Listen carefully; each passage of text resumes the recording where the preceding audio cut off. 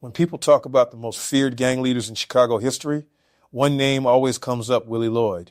To some, he was a legendary street boss. To others, he was a ruthless dictator who ruled through fear, loyalty, and violence. But what many people don't understand is that Willie Lloyd's story isn't just about gang power. It's about ego, control, betrayal, and what happens when a king refuses to give up his throne. Willie Lloyd came up through the ranks of the Vice Lords, one of Chicago's most powerful street organizations. Contrary to what some people believe, Willie Lloyd was not the founder of the Vice Lords. But he was one of the men who took the organization to another level. If you're already locked in, hit that like button, subscribe, and drop a comment. You're about to hear a story most people don't break down like this. He understood something early that many gang leaders missed. Power wasn't just about violence. Power was about influence. It was about numbers. It was about having people willing to follow your orders without question. As a faction leader, Willie was known for recruiting heavily. He brought in people, built loyalty, and expanded his influence. That made him incredibly popular inside the organization. Over time, he built such a strong reputation that many began calling him the king of his branch of the Vice Lords.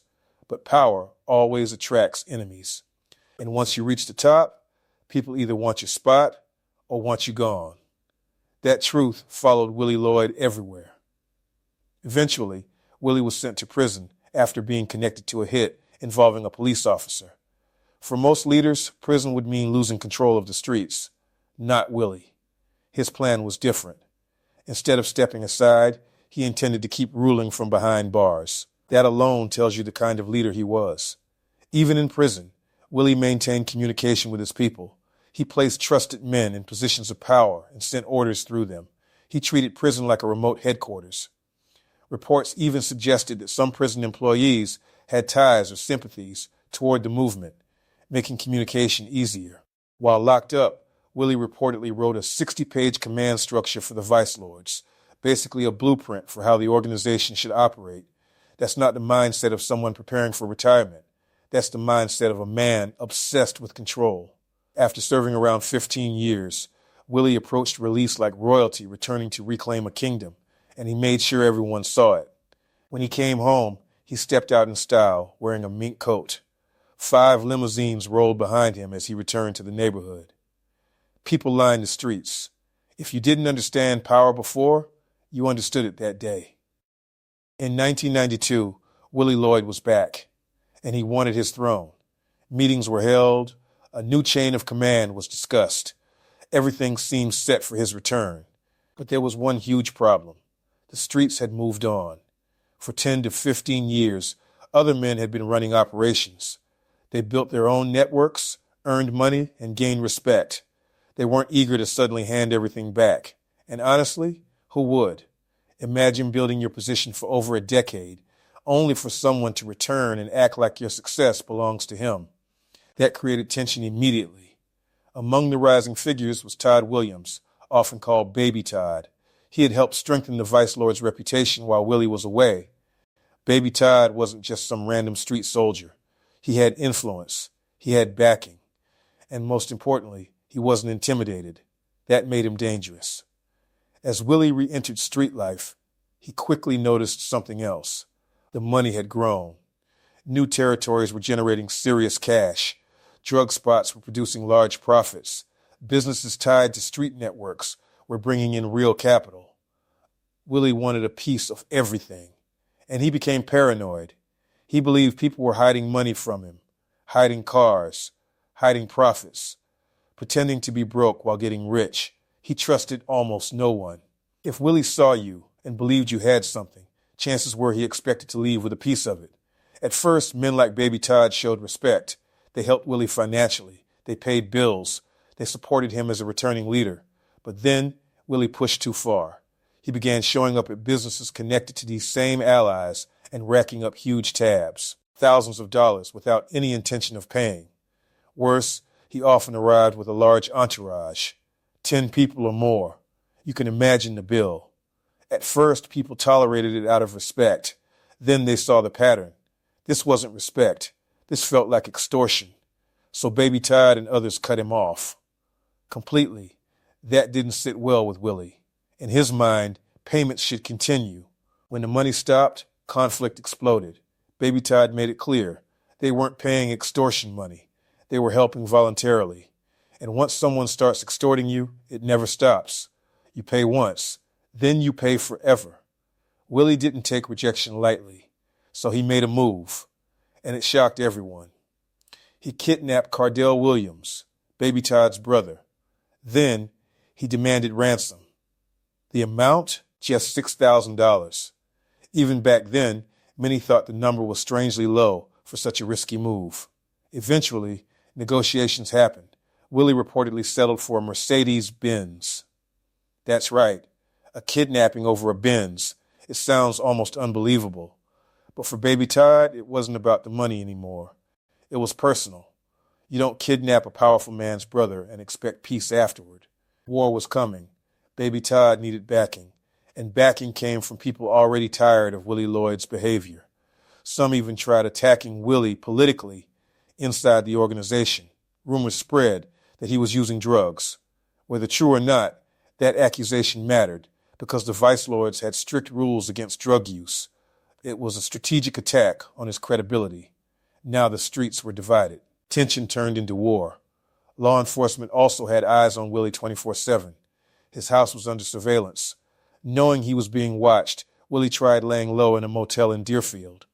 But even that didn't protect him. Soon, one of his vehicles was followed and ambushed on an expressway. The car was shot up. Inside were his aunt and his 2-year-old child. Miraculously, they survived without injury. Willie wasn't even in the car. That attack sent a clear message. No one around him was safe, and that marked the beginning of a vicious internal war. Both factions struck back repeatedly. Shootings, robberies, drug spot takeovers, workers getting robbed, territory battles. Chicago became even more dangerous. And through all of this, Willie kept pushing. He continued trying to extort not just his own faction, but others too, drug dealers, pimps, and anyone making serious money. One particularly valuable drug location sat on Springfield Street. The area was known simply as the Spot. Business there was booming. Traffic was constant. Money flowed daily. The location was being run by an affiliate of Baby Todd named Ortez. Willie wanted control. He sent men to pressure them. They came back empty-handed. Warnings were ignored. But Willie didn't understand something important. This wasn't the 1970s anymore. This wasn't even the 1980s. This was the 1990s. The younger generation didn't automatically respect old rank. Many only knew Willie as a man who had spent decades locked away. To them, his legend meant little. Respect had to be earned again. Willie refused to accept that. On September 12th, 1993, Willie allegedly sent men to rob dealers during the afternoon shift at the Spot. The message was simple. If you won't give it up, I'll take it. Security tightened immediately. Workers armed themselves. Men were sent out hunting Willie and his crew, but nothing happened that day. Then the next day, something strange happened. 2 unfamiliar young men were spotted selling drugs in front of the Spot. They didn't belong there. When questioned, they claimed the Spot now belonged to Willie Lloyd. That was bold. Too bold. Word reached Ortez. He pulled up, looked at the 2 men, then drove away. At first, it seemed like nothing happened, but he came back, and this time, he wasn't alone. He returned with armed men. The 2 young dealers were forced into a car at gunpoint. They were taken to nearby train tracks. They were executed. Brutally, the message was clear. Anyone representing Willie on that block was expendable. That was war. Full war.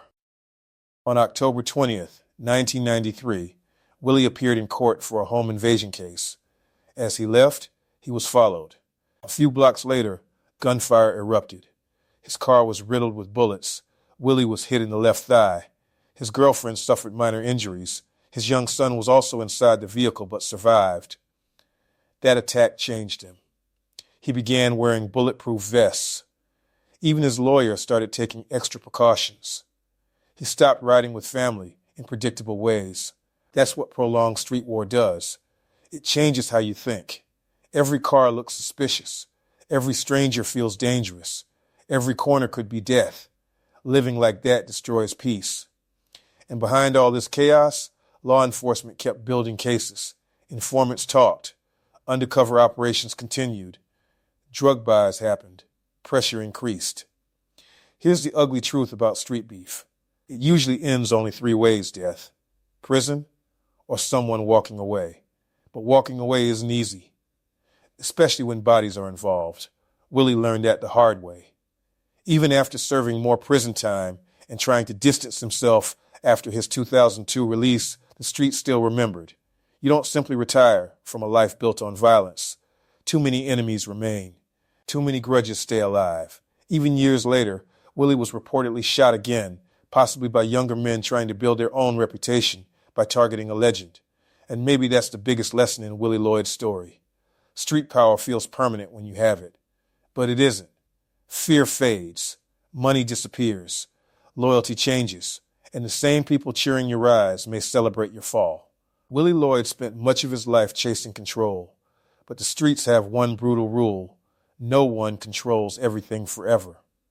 Every king eventually faces challengers. Every empire weakens. Every throne becomes unstable. Willie Lloyd built an empire through intelligence, influence, and fear.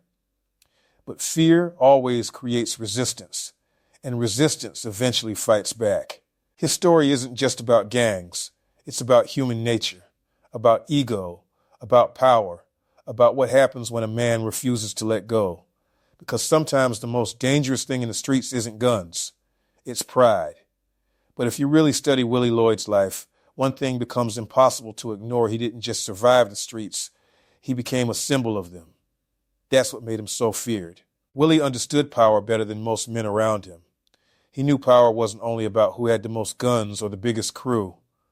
Real power came from influence, having people move when you speak, having your name carry weight in rooms you're not even in.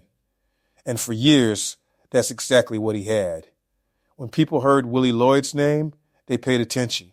Some moved with respect. Others moved with fear. And in Chicago street culture, those two things often look the same. But here's the part many people miss. Power, based on fear, has an expiration date. Fear works until it doesn't. Eventually, a younger generation comes up that doesn't care about old reputations. They didn't witness your rise. They didn't live through your glory years. To them, you're just another older guy claiming authority. And that's exactly what happened to Willie. The young wolves weren't impressed by old stories. They wanted their own names to ring. They wanted their own territory, their own money, their own respect. That shift happens in every era. The old kings believe their legacy guarantees loyalty. The young generation believes respect must be earned. That clash creates war. And war changes everyone. Even the strongest men get tired. Imagine living for decades, constantly looking over your shoulder, checking mirrors, watching who's behind you, wondering if today is the day someone catches you slipping. That kind of stress destroys people mentally. Money can't fix it. Reputation can't fix it. Power can't fix paranoia. That's one of the hidden costs of street life nobody glamorizes. People see flashy cars, jewelry, status. What they don't see is the anxiety, the sleepless nights, the funerals, the betrayal, the trauma. That's the real price. And Willie Lloyd paid plenty. By the end of it all, his story became bigger than one gang or one war. His life became a warning. Because no matter how powerful you become in the streets, there's always someone waiting for weakness, always someone waiting to test you, always someone ready to take your crown. That's why street empires rarely last. They're built on unstable foundations. Fear, violence, revenge, and none of those create peace. That's why the smartest move for anyone caught in that cycle is getting out before the streets collect their debt. Because the streets always collect. Maybe not today, maybe not tomorrow, but eventually, in one form or another. Jail, death, or losing everyone around you. That's the harsh truth. Willie Lloyd's story is fascinating because it shows both sides of power, the rise and the cost. He built influence few men ever achieve, but he also lived with enemies few men could survive. That's the paradox of being a king in the streets. The higher you rise, the bigger the target on your back. And maybe that's the biggest lesson from all of this. Real success isn't about controlling people through fear. Real success is building something that outlives conflict, something legal, something meaningful, something your family can be proud of. Because street reputation fades, legacy doesn't. If you made it this far, drop a comment below and let me know what you think. Was Willie Lloyd a brilliant strategist, or did his pride become his downfall? Don't forget to hit that like button and subscribe if you enjoyed this breakdown. It really helps push the channel further into the algorithm. Also, watch the video below for more true crime videos and check out the merch in the description to support the channel. Thanks for watching, and I'll catch you in the next one.